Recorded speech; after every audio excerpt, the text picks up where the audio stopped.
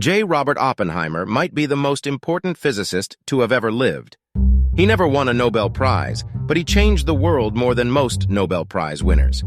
Under his leadership, the best physicists of the 20th century built the atomic bomb, forever changing the course of history. In 2023, a great film about this man was released starring Cillian Murphy.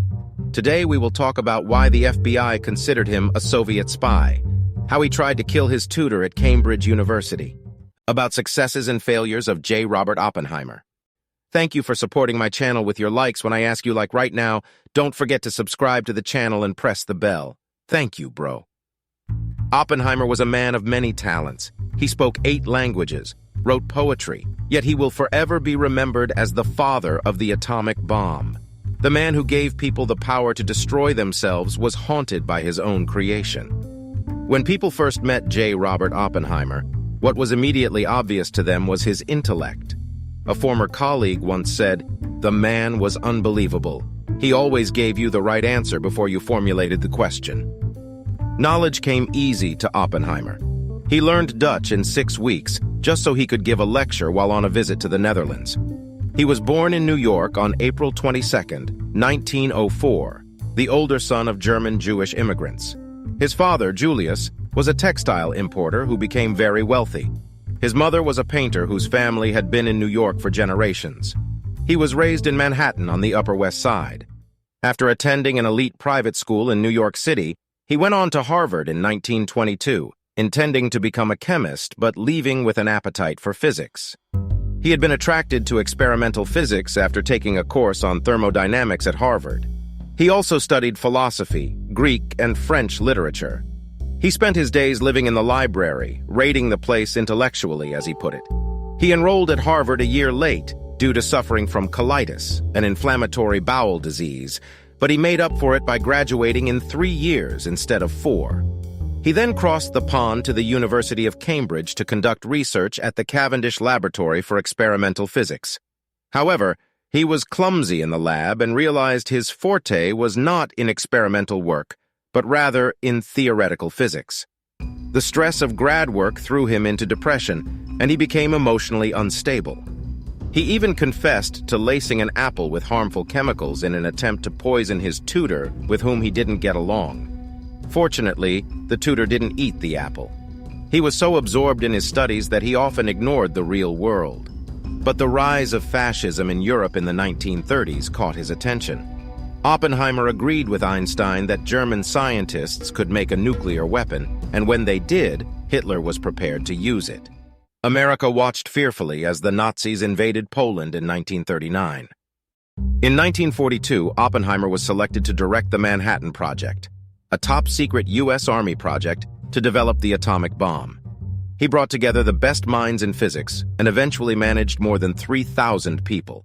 He chose Los Alamos, New Mexico as the primary production facility. Washington threw ridiculous amounts of money at the project. An initial budget of $6,000 eventually ballooned into a whopping $2 billion by 1945. Robert Oppenheimer with his team researched that the best element for splitting is the heaviest element found in nature, uranium. Then he got the plutonium, the best element for nuclear reaction.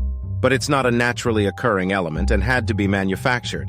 Reactors were built in southeastern Washington state to produce the plutonium. On July 16, 1945, scientists detonated a plutonium bomb over the small town of Alamogordo, New Mexico.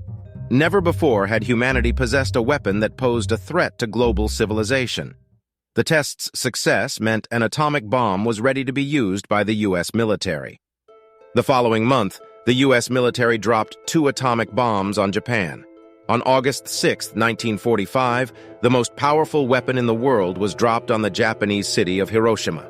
140,000 people were killed, many vaporized. Thousands more would die in pain in the months and years that followed from radiation poisoning.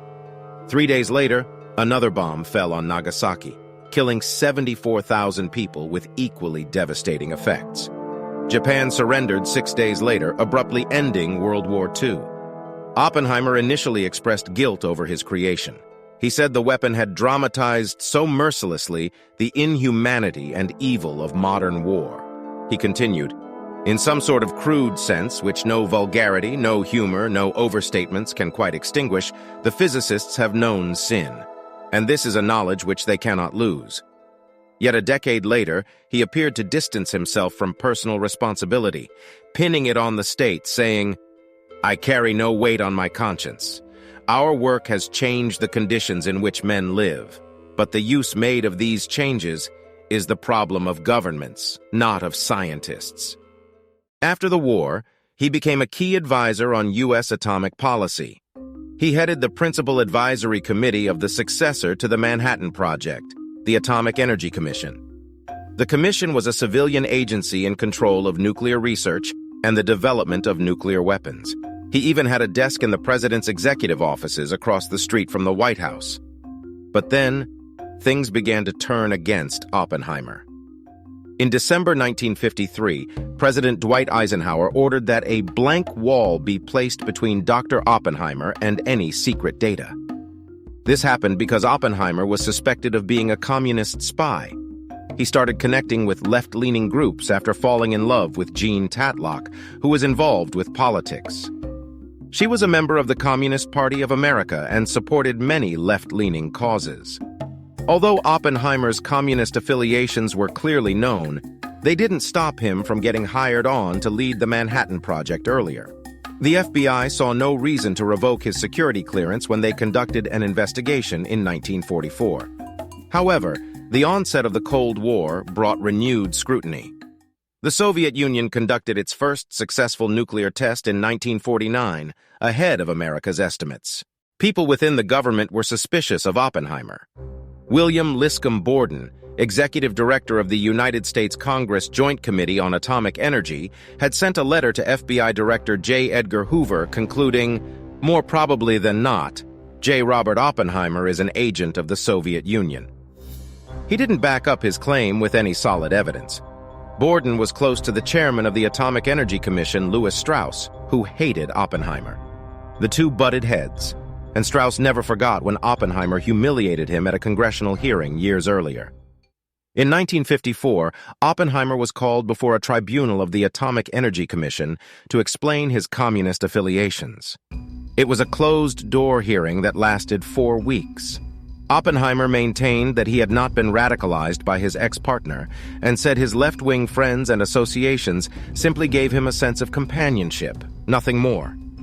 Actually, he had never been a Communist Party member himself. 3 board members heard his case. By a vote of 2-1, they stripped him of his security clearance. The guy who delivered the verdict was none other than Strauss, who hated him. Oppenheimer was humiliated. The once powerful scientist lost all his power. The U.S. government no longer trusted the U.S. government's top atomic physicist. With his security clearance revoked, he settled in Princeton, New Jersey, where he still ran the Institute for Advanced Study, a research facility for postdoctoral fellows. He lived quietly until President John F. Kennedy invited him to the White House dinner of Nobel Prize winners in 1962. Oppenheimer never won a Nobel Prize himself, though he was nominated for the prize in physics 3 times. When the Kennedy administration offered him a new trial to potentially get his security clearance back, he declined. Further evidence that the government was warming up to him came in 1963, when President Johnson awarded him one of the highest scientific honors bestowed by a president, the Fermi Award. In response, Oppenheimer said, "I think it is just possible, Mr. President, that it has taken some charity and some courage for you to make this award today." 2 years later, in 1965, Oppenheimer was diagnosed with throat cancer. He had been a notorious chain smoker all his life. The New York Times once described him as thin as the wisps from his chain-smoked cigarettes, or pipes. On February 18, 1967, he died at his home in Princeton. He was 62 years old. His wife took his ashes to the island of St. John in the U.S. Virgin Islands, where he lived for several months of the year, and spread his ashes in the sea outside of their home, in an area known today as Oppenheimer Beach.